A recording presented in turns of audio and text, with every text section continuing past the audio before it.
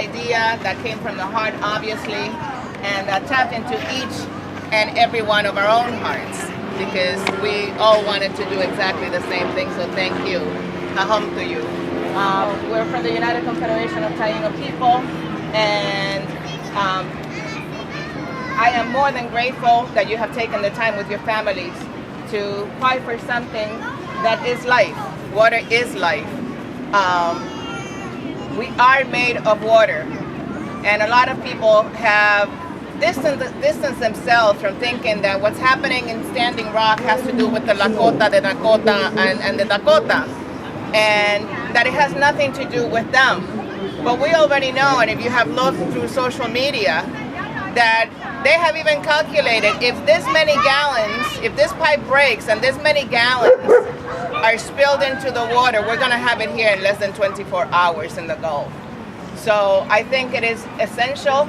I think that this is only a sample of the risk that our water is facing right now. Fracking is as damaging as any other, because fracking uses a lot of water, and guess what happens with that water? It's contaminated. So I think that we need to take a stand. We need to send our message, whether you are indigenous or non-indigenous. Your ancestors were indigenous to some place. Yes, right. So I thank you, and let's, as Rachel indicated, let's walk around with our signs, and at 1 o'clock we're gonna meet right here. We're gonna have another circle, another prayer.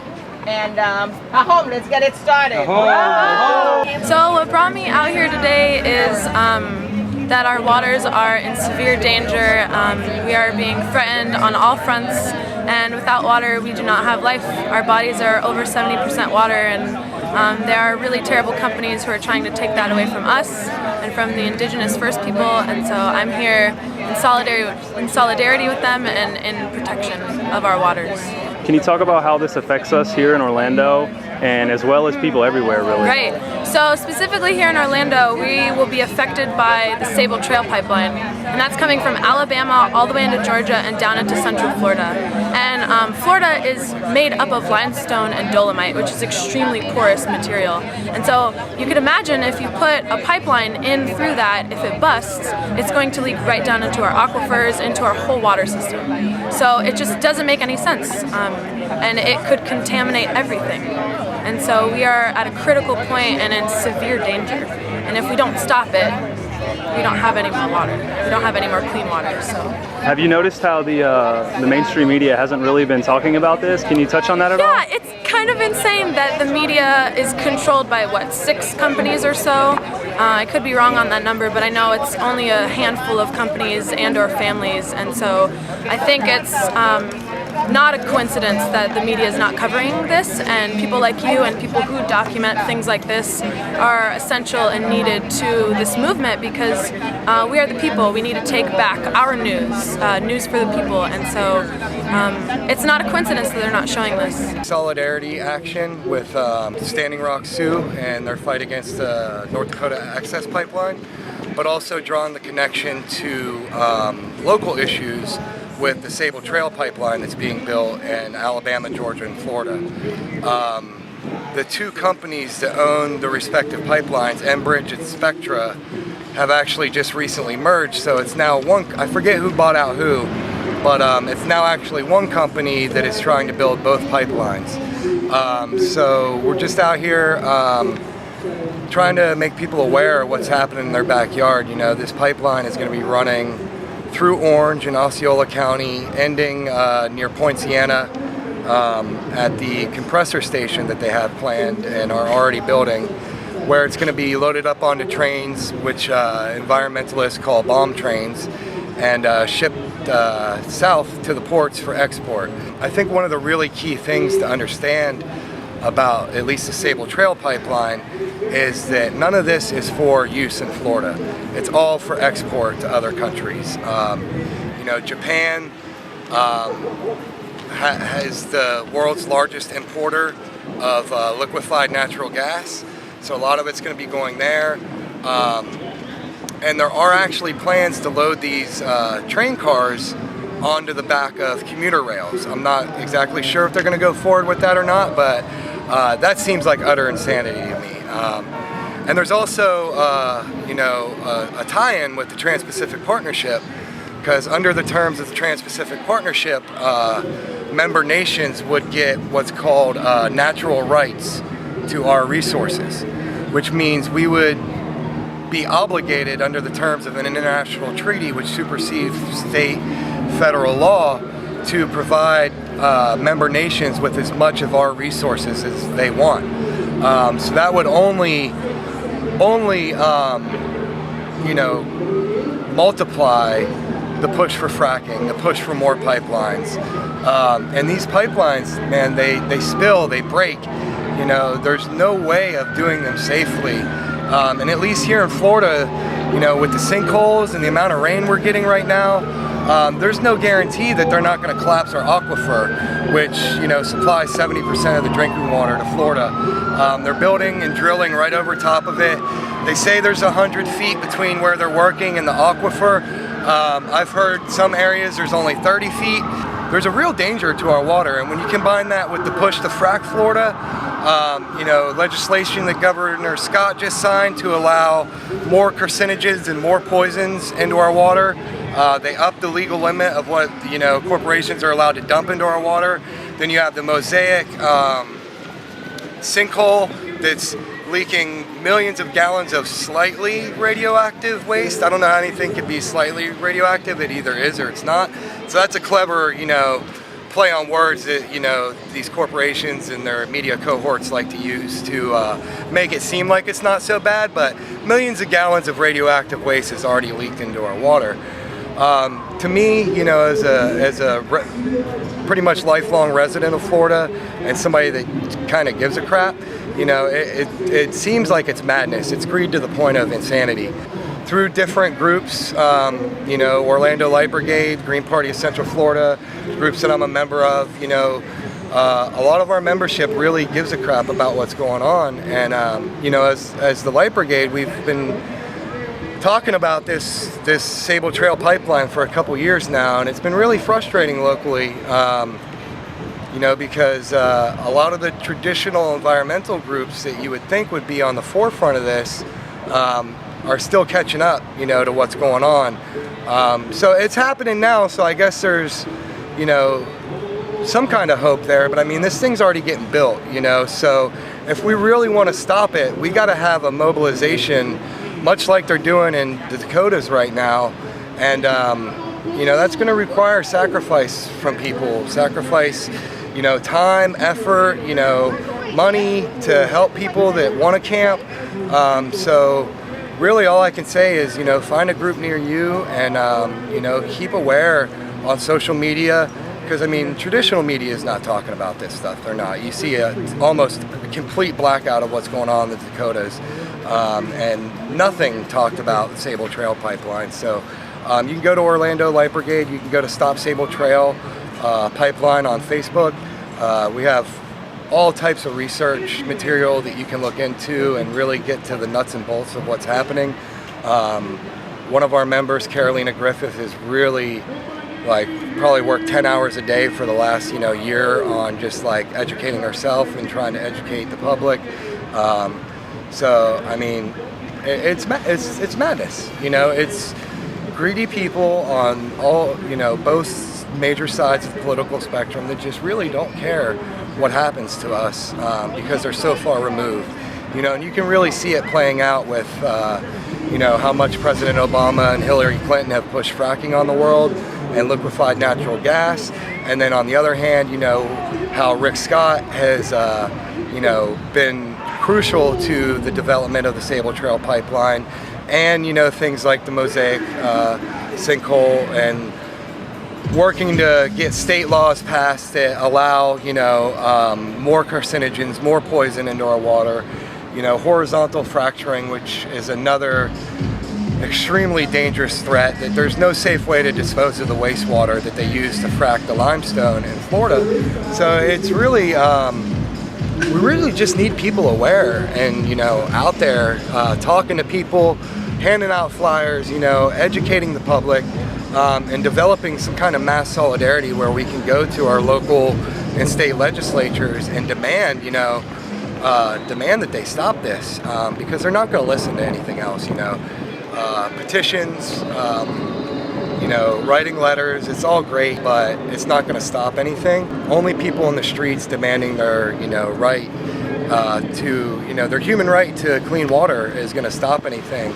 No pipeline! No fracking! No pipeline! No fracking! No pipeline! No fracking! No pipeline! No fracking! You've heard of that one drop of black blood and you're black, right? Right. That is all business, it's all economics. Because that way they can insure themselves of more slaves, whereas with indigenous peoples is you have to prove me how much you have, otherwise you're not, so I still take your land.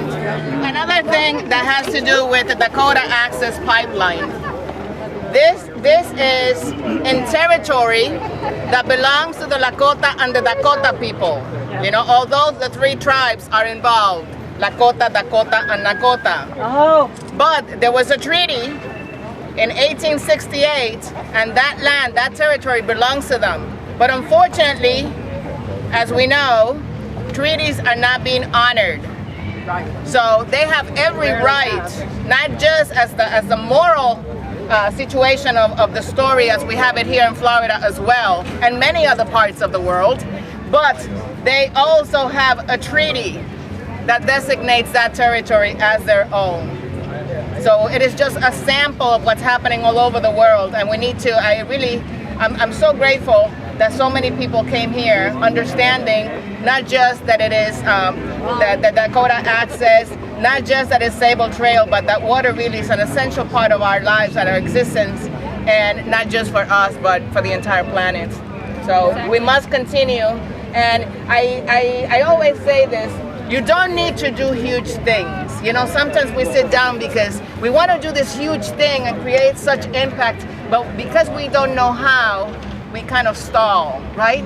Yeah. And I always say, it is so much better to bring forth your little grain of sand when you need to. And I think that is if I leave you with something, I hope that it's really that you can bring forth your grain of sand. It doesn't have to be a huge thing, but you can make a difference little by little. Interesting part of history, people call Nixon our last liberal president as a funny play on, it's a euphemism, because Nixon was by no means liberal, but he did pass, a lot of very liberal policies. But that was because the reason he did that was because he was scared to death of the movements that were, mobilizing. Really famous part of Henry Kissinger's memoir, who he's one of the most despicable human beings to ever live. But he states in his memoirs, when there was an anti-war protest going on in front of the White House, that they had buses surrounding the White House, and Nixon says to him, Henry, what are we going to do? They're going to break through the barricades. They're going to get us. That's what made him move. That's the only thing that's ever made politicians move. When enough people stand together and across party lines, stand together as human beings. I'm an unabashed green, and I'll never say I'm sorry for it, but we need that unity across the political spectrum for human rights, for things that we can all agree on. Most of the country agrees on the basic necessities that we all need. It's just that we get divided and conquered by the two-party apparatus that wants to make us think that we're all so different when we're not, It's common sense to want clean drinking water. It's common sense to want safe and healthy food. It's common sense to want to live in an environment that's not poisonous. It's common sense to want to be able to make a decent living, to be able to send your kids to school, to be able to have affordable health care. All these things are common sense, but especially our human right to clean drinking water, and our human right to really be able to exist. Because the bottom line is, the world's going to go on long after we're gone. Aside from the threat of nuclear weapons, there's not much we can do to destroy the Earth. But we will destroy our capacity to live on the Earth as a species. So, that's, people say, oh, it's inflammatory rhetoric, but if you look at what's happening, it's not. You know, millions of gallons of radioactive water have leaked into our Florida aquifer. We're in Orlando, where just about every body of water that you see around us is designated Superfund site, which means they're highly toxic. I'm just a guy out here, you know, trying to do my part, but like, that's what we need. We need everybody out trying to do their part. It's only when we come together and demand as people, you know, that's the only thing that power respects. They don't care how many letters we write, they don't care how many petitions we sign, but it's when we come together and show them that the power is truly with the people, that we don't need leaders, we need representatives that represent the will of the people.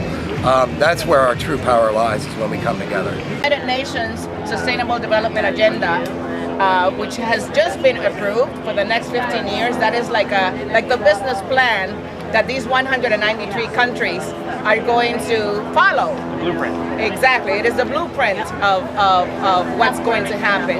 And if we're talking about sustainable development, why are we having to fight for no Dakota Access Pipeline, for no Sabal Trail, when we should be looking into clean energy?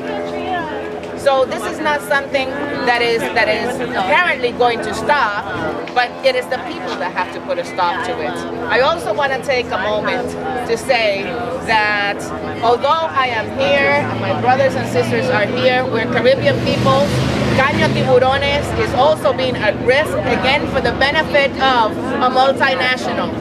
Caño Tiburones is in Arecibo, and Arecibo has been a town that has been bombarded with what is called environmental racism, and right now they are taking advantage of what's happening to our people there, because since they know that it's a high poverty area, a high unemployment rate area, these companies are coming under the pretense of economic development, and they're risking our waters, they're contaminating our environment. I'm talking about land, air, and soil, and water. And it is that big. So it is not just the Dakotas, it is not just about Florida. This is happening everywhere in the world. And I want to take advantage of sending that message as well, that we are also fighting for the water in our little island in the Caribbean. It seems as if influence of money in the political process and the control these big corporations have over these type of projects, and they pretty much control politicians as if they were puppets. How do you get around that? How do you think is the best way? I think that right now we cannot just count on what the politicians do. I think it is a people's revolution, and when I talk about a people's revolution, I'm not saying pick up arms and go smack somebody over the head. What I'm saying, it is a consciousness revolution. It is the people that have to put a stop to it, because for the longest time we have lived under the mirage that they have the control and that we cannot do anything. And I think that we need to reverse that, and it takes each one of us to talk to somebody else and try to help them wake up to the reality that they do have the power. That is how I see it right now. Of course, you know, we're going to use all the instruments. We're going to go to the United Nations. We're going to go to our politicians at the local and national level. We're going to do all those things.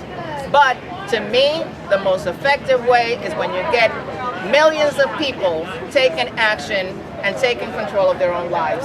That is what's going to make a difference.